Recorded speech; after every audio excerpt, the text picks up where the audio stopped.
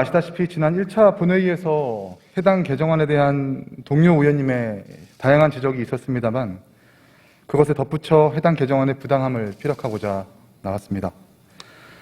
어제 상임위에서 의원 집행부 간 그리고 의원과 의원 간의 격론 끝에 결국 일부 시의원들의 상임위 보이콧으로 해당 개정안이 통과되었습니다. 논란이 된 개정안의 주요 골자는 판교 특별회계에 존재하는 개발이익금 중 적정이익금을 다른 회계로 전출할 수 있다는 조항을 신설하여 성남시의 일반 회계로 전입해 사용할 수 있게 하는 것입니다.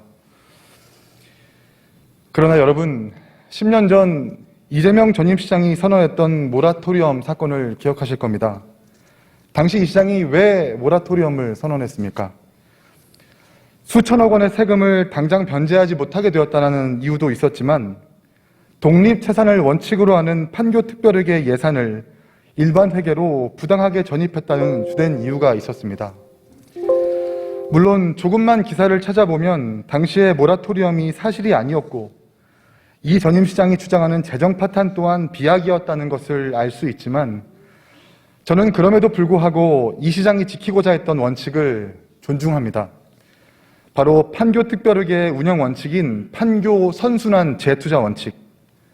적정 이익이든 초과 이익이든 판교 택지 개발 사업으로 발생된 직간접적 모든 이익금은 판교 지역의 자족기능 시설 지원과 간선 시설에 재투자되어야 한다는 대원칙을 말하는 겁니다. 그러나 은수미 시장은 지난 7대 때부터 지켜온 이러한 원칙을 이번 개정안을 통해 스스로 저버리려고 합니다. 아무리 상황이 급박한 코로나 시국이라고 하더라도 반드시 지켜야 할 원칙을 지켜가면서 시를 운영하는 것이 맞지 않겠습니까? 은수미 전임 시장은 코로나를 핑계로 판교 특별회계에 이익금이 필요하다고 주장하지만 정작 면면을 살펴보면 또 그것도 아닙니다. 판교 특별회계 적정이익금 1,900억 중 약 500억만 재난기금으로 쓰고 나머지 1,400억은 코로나 기금이 아닌 다른 사업의 예산으로 활용한다고 합니다. 다시 말해서 이 전임 시장이 비판했던 이대엽 전임 정부의 원칙 없는 특별회계 운영을 똑같이 답습하고 있는 것입니다. 더구나 가장 심각한 것은 이 부분입니다. 이번 회기에 집행부에서 상정한 3회 추경 대부분의 재원이 통과되지도 않은, 통과가 될지도 안 될지도 모르는 불확실한 개정안을 근거로 세운 것이라는 겁니다. 어느 지자체에서 같은 회기에 법적 근거와 추경 편성을 동시에 진행한단 말입니까? 무조건 통과가 될 거라는 정치적 지형만 믿고 의회를 경시하려는 건 아닙니까? 아무리 예산이 필요해도 이건 아닙니다. 누군가는 이런 원칙 없고 방만한 재정 운영에 제동을 걸고 호루라기를 불어야 합니다. 의회는 집행부의 원칙 없고 방만한 재정 운영을 땜질하는 추경 거수기가 아니기 때문입니다. 제 지역구는 아니지만 곁에서 본 판교는 여전히 미완성의 도시입니다. 신도시임에도 불구하고 고질적으로 겪고 있는 주차난, 부족한 어린이집, 위험한 통학로, 이렇다 할 수변공원 하나 없는 팍팍함은 물론 대장, 낙생 등 포도송이식 개발로 광역교통 대책 없는 남판교의 개발로 인해 향후 극심한 민원과 행정 수요가 예상되고 있습니다.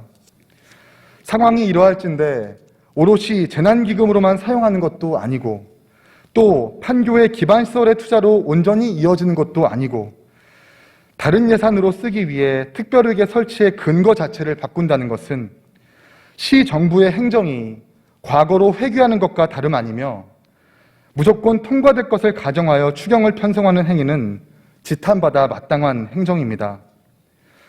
저는 이번 조례 개정이 판교 주민들은 물론 분당 시가지의 주민들과 성남을 신뢰하고 있는 시민들의 권익을 심각하게 침해하는 행위로 간주하고 이번 개정안에 적극 반대합니다. 만약 제 의견에 동조해 주신다면 함께 반대표를 행사해 주시기 바랍니다. 이렇습니다. 이번에 판교특별회계 적정이익의 전출은 그 근거는 조례에 의하게 돼 있고요. 그 조례의 근거는 행정안전부의 질의예신에 따라 이번 조례가 올라온 사항이고요. 행정안전부의 예산 운영 관리 지침에도 예산을 그 조례에 의해서 전수할 수 있다는 그 회신을 받았습니다. 또한 판교특별회계 그 조례, 성남시 조례 그 어디에도 판교의 모든 수익금을 판교에 재투자해야 된다라는 단어를 아까 본 의원이 시정질의 때도 말씀을 드렸지만 제가 다시 한번 또 들여다봤습니다. 조례 어디에도 모든 이익금을 판교에 투자해야 된다 이런 단어가 없어요.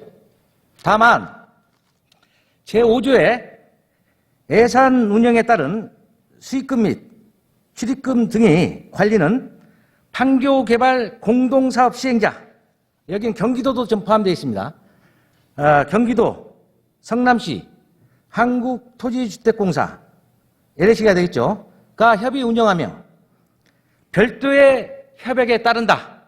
이게 예산 운영에 관한 그 세부 집행 방안입니다. 이게 우리 조례 내용이고요. 그러면 여기서 본 의원이 그 공동시행 기본협약서 이 내용에 기본협약이 어떻게 되는지, 별도 협약이 어떻게 되는지 본 의원이 읽어드리겠습니다. 12조입니다. 공교부는 준공 시점에서 산정한 판교 사업의 기간별 실질 투자 수익률이 유사 사업의 적정 수익률을 초과하는 경우에는 초과 수익이 가급적 자족 기능 시설 지원과 판교 및 그 주변의 간설 시설 등에 재투자되도록 조정한다. 이렇게 되어 있습니다. 초과 수익에 관련한 그 재투자에 대해서 정확하게 명시를 하고 있고요. 조례나 조례에 의해서 공동시행사 간의 예산 운영 협의에 따라서 적정 수익은 일반회계로 전출시킬 수 있는 겁니다. 본 의원이 판교가 지역구인 의원입니다. 누구보다도 판교특별회계에 대해서 민감하고 판교를 위해서 쓰여지게끔 노력하고 있습니다. 그러나 2003년에 맺어진 이 협약을 무시하고 우리 좋다고 판교 좋다고 판교만 쓰자 무작정 우기면 판교 우리 주민들께서 뭐가 되겠습니까? 저는 우리 판교 주민들 그렇게 모렴치한 주민들로 만들고 싶지 않습니다. 그래서 협약에 따라서 이번에 올라온 조례안 협약에 따른 겁니다. 이게 잘못하면 여러분들께서 판교 주민을 모렴치한 주민들로 모으는 것입니다. 따라서 판교 지역구 출신 의원으로서 말씀드리겠습니다. 이 조례안 협약에 따라서 올라온 조례안입니다. 우리 판교 주민 여러분들 이상하게 물지 마시고 찬성표에 한 표 던져주시기 바랍니다. 이상입니다. 우리 집행부 간부님들께서 말씀하시는데 우리 조례에 등등 협약에 적정이익이라는 표현이 없습니다. 단지 집행부들이 협약을 하면서 적정이익이라는 말이 한 번 나옵니다. 그것도 이익이 아니고 이윤. 그래서 이 판교특별회계는 모든 수익금이 판교 수익금입니다. 적정이익, 초과이익을 나눌 재간이 없습니다. 그런 말씀을 한번 드리고요. 이 판교특별회계에 대한 적정 가칭, 집행부에서 말씀하시는 적정이익과 초과이익에 대해서 이것은 모든 수익금이기 때문에 다시 또 말씀을 드리지만 판교특별회계의 하나의 몫입니다. 그래서 이제 와서